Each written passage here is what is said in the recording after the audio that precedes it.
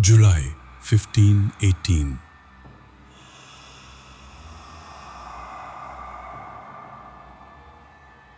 A woman named Frau Troffea stepped into the street in the city of Strasbourg, and she began to dance. No music, no celebration, no reason.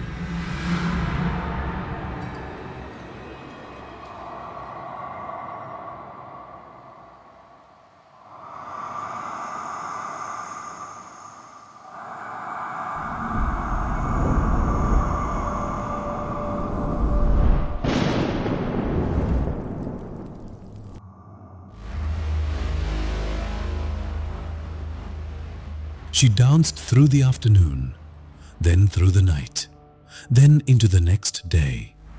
She could not stop.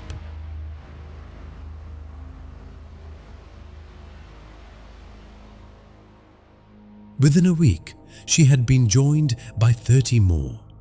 Within a month, 400 people were dancing in the streets of Strasbourg. They danced until their feet bled. Some collapsed from exhaustion.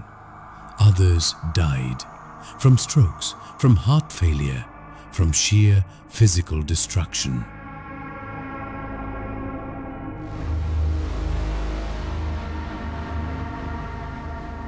The city authorities watched in confusion. The physicians were called. The clergy were called. No one had an answer. But the authorities made a decision that, by modern standards, is almost impossible to believe. They hired musicians.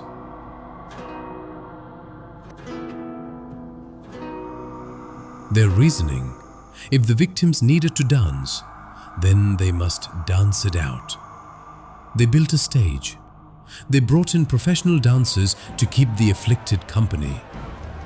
They made it worse.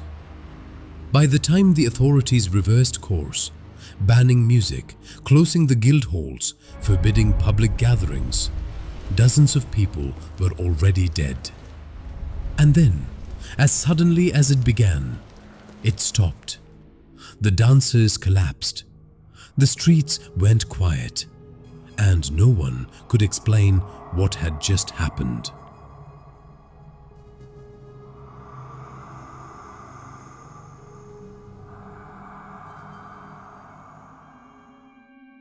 Five centuries later, historians and scientists are still arguing.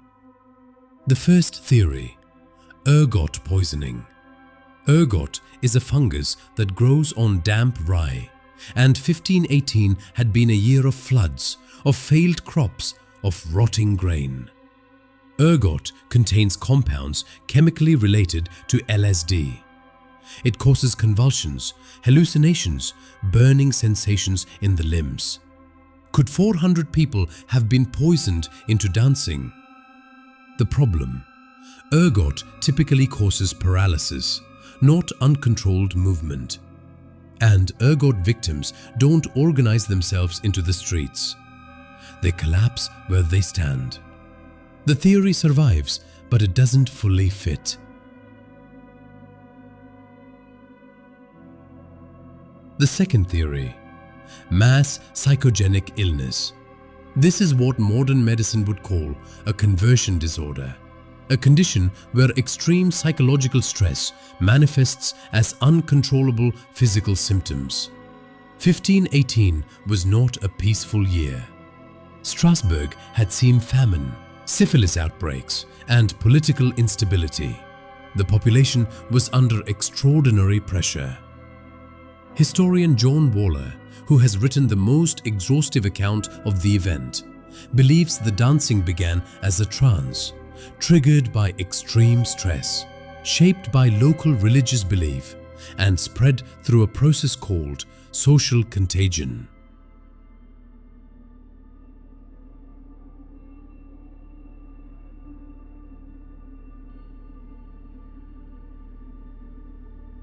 The people of Strasbourg genuinely believed they were cursed, specifically by a saint named Saint Vitus, who was believed to inflict compulsive dancing on those who offended him. They expected to dance.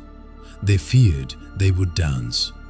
And so, when the first person began, others followed, not because they chose to, but because they couldn't not. It is a theory that makes sense. It is a theory that also somehow makes the event more disturbing. There are things about the dancing plague that no theory fully explains. Why did it spread so quickly and then stop just as fast? Why did it cluster in Strasbourg specifically, when the same social conditions existed in dozens of other cities across the region?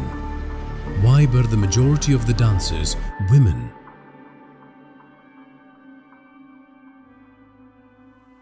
And why, despite 5 centuries of documentation, has nothing exactly like it happened since? The dancing plague of 1518 is not mythology. It is not folklore. It is documented in city records, in physicians' accounts, in letters and chronicles that have survived to this day. 400 people danced in the streets of Strasbourg for weeks. Some of them died. And no one, not then, not now, fully understands why. History does not always give us answers. Sometimes it only gives us the case.